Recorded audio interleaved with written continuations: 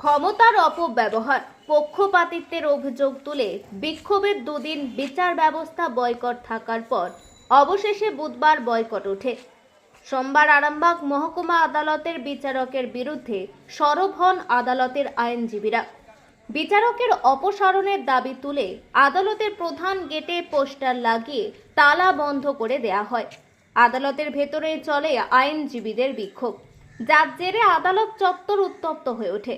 আইনজীবীদের বিক্ষোভের জেরে সোমবার থেকে মঙ্গলবার আরামবাগ মহকুমা আদালতে বন্ধ হয়ে যায় বিচার প্রক্রিয়া। তার জেরে চরম সমস্যায় বিচারাধীন সাধারণ মানুষ। সোমবার থেকে আদালতের কাজ বয়কট করেন আইনজীবী ও ল ক্লার্করা। আরামবাগের মহকুমা আদালতের এক বিচারকের আইন না মেনে কাজ করা এবং বিচার প্রার্থীদের অহেতুক হয়রানির প্রতিবাদে দুদিন ধরে চলে বিক্ষোভ। তবে সিনিয়র বিচারকের এজলাসে বয়কট করেন আইনজীবীরা। প্রাথমিকভাবে আরামবাগ কোর্টের অচলাবস্থা কাটলেও মূল যে সমস্যা তা নিয়ে আইনজীবীরা আন্দোলন চালিয়ে যাবেন বলে জানা যায়। দেখুন, আজকে আমাদের আন্দোলনকে সাপোর্ট করার জন্য জেলার সমস্ত আদালত আমাদের আন্দোলনকে সাপোর্ট করে তাদের কাজ বন্ধ রেখেছে এবং তারা আমাদের জানিয়েছে, আমাদের বারকে জানিয়েছে যে আমরা আজকের দিনে আমাদের সঙ্গে একমত হয়ে তারাও আদালতের কাজ বন্ধ রেখেছে। কোন কোন জায়গায়? চুঁচুড়া ডিস্ট্রিক্ট কোর্ট, চুঁচুড়া সব কোর্ট, শ্রীরামপুরের কোর্ট, চন্দননগর কোর্ট, জেলার 3টে আদালত প্লাস আরামবাগ তো আজকেও বন্ধ আছে। এই আন্দোলনটা হচ্ছে আমাদের, বলতেও খারাপ লাগছে, বড়টা কীভাবে বলবো সেটাও ভাবছি। আমাদের একজন সিনিয়র ডিভিশন জাজ,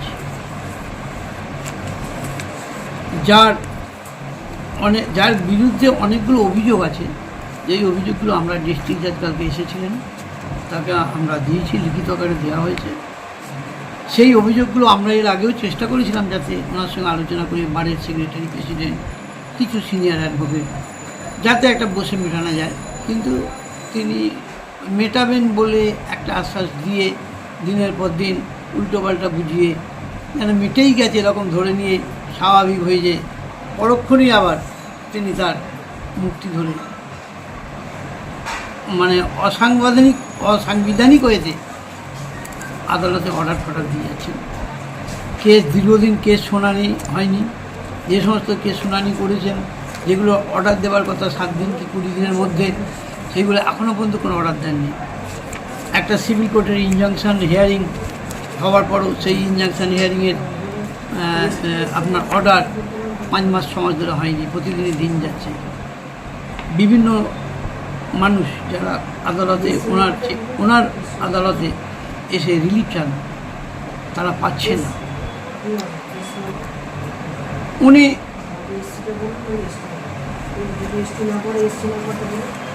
ওনার কাজকর্মটা উনি ঠিক মতন করছেন না।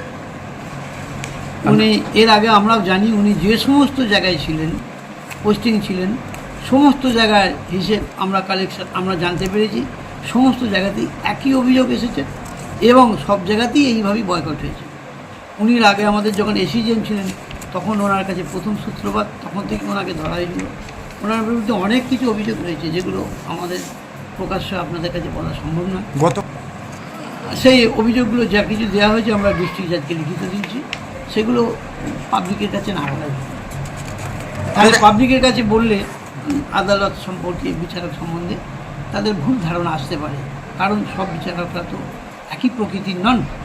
সেই জন্য আমরা ওইটাকে, তার অভিযোগগুলোই যা কিছু দেওয়া হয়েছে আমরা ডিস্ট্রিক্ট জাজের কাছে দিয়েছি। তিনি এটা হাইকোর্টে পাঠাচ্ছেন। হাইকোর্টের আমাদের যে জোনাল জাজ আছেন তিনি আসবেন, দেখা যাক তিনি কী করেন, যাতে বিচার ব্যবস্থার প্রতি মানুষের আস্থা নষ্ট না হয় আমরা সেই চেষ্টাই করছি। এবং পাবলিক, জনসাধারণ, লিটিগেন্ট পাবলিক আমাদের যে আন্দোলন তাতে সাহায্য করছে এবং তারাও আমাদের কাছে বলেছে যে হ্যাঁ, আমরাও দিনের পর দিন আদালতে এসেছি, ওই আদালতটায় আমরা কোনো রিলিফ পাচ্ছি না। তারা আমাদের সাহায্য করছেন, তারাও চাইছেন আমাদের আন্দোলনের সঙ্গে, তারাও যুক্ত হয়েছেন, তারাও আমাদের আন্দোলনের পক্ষে আছেন। আর কেউই চাইবে না কোনো একজন বিচারকের জন্যে আদালতের সুনাম নষ্ট হোক, বিচারকের সুনাম নষ্ট হোক। আমরাও চাইব না, পাবলিকও চাইবে না। এখনও পর্যন্ত পাবলিক আমাদের কাছে সেরকম কোনো অনাস্থা প্রকাশ করেনি যে আদালতের প্রতি আমাদের অনাস্থা আছে। আপনার পরিচয় স্যার? আমি আরামবাগ বাড়ির মেম্বার, নাম? বিকাশ রায়।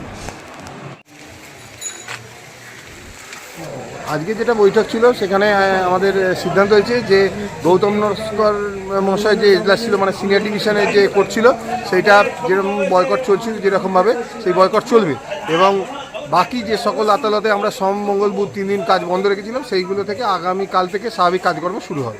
এবং আমরা 15 দিনের সময় নিয়েছি যে 15 দিন পর্যন্ত আমরা অন্যান্য কোর্টে স্বাভাবিক কাজকর্ম করব। ডিস্ট্রিক্ট জাজ সাহেব এসেছিলেন এবং উনি আমাদের আশ্বাস দিয়েছেন যে 10-15 দিনের মধ্যে উনি বিষয়টা দেখবেন, খতিয়ে দেখে সেরকম বিষয়ে জানাবেন। তো যদি আমরা 15 দিনের মধ্যে কোনো সদুত্তর না পাই বা ওনাকে অপসারিত করার কোনো নোটিফিকেশান না আসে, তাহলে আমরা 15 দিন বাদে থেকে আবার পুনরায় ভাববো যে পরবর্তী সিদ্ধান্ত কি নেওয়া যায়, বা সেক্ষেত্রে আমাদের হয়তো পূর্বের ন্যায় আবার সমগ্র আদালত বয়কট করতে হবে।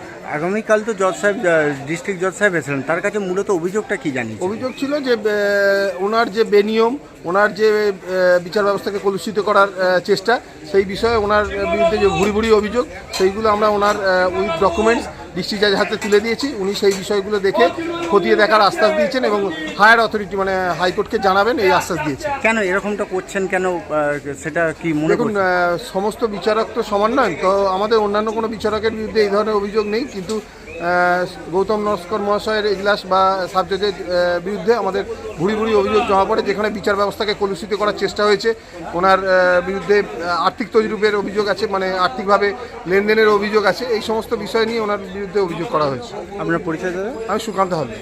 এখন আরামবাগেই রয়েছে প্রাণ আইভিএফ ফার্টিলিটি সেন্টার। নিঃসন্তান দম্পতিদের মুখে হাসি ফোটানোর বিশ্বস্ত প্রতিষ্ঠান প্রাণ আইভিএফ ফার্টিলিটি সেন্টার দক্ষিণবঙ্গের মধ্যে সর্ববৃহৎ এবং সর্বপ্রথম এআরটি গভর্নমেন্ট রেজিস্টার প্রাপ্ত আইভিএফ সেন্টার এখন আরামবাগেই। অল্প খরচে আইভিএফ পরিষেবা, বন্ধ্যাত্ব চিকিৎসার এক অভিনব অধ্যায়। প্রাণ আইভিএফ ফার্টিলিটি সেন্টার একেবারে অল্প খরচে পুরুষ ও মহিলার বন্ধ্যাত্ব পরীক্ষা, বন্ধ্যাত্ব চিকিৎসা সবকিছুই হয় আমাদের প্রতিষ্ঠানে। সুচিকিৎসার মাধ্যমে মা ও বাবা ডাক শুনতে পারবেন নিঃসন্তান দম্পতিরা।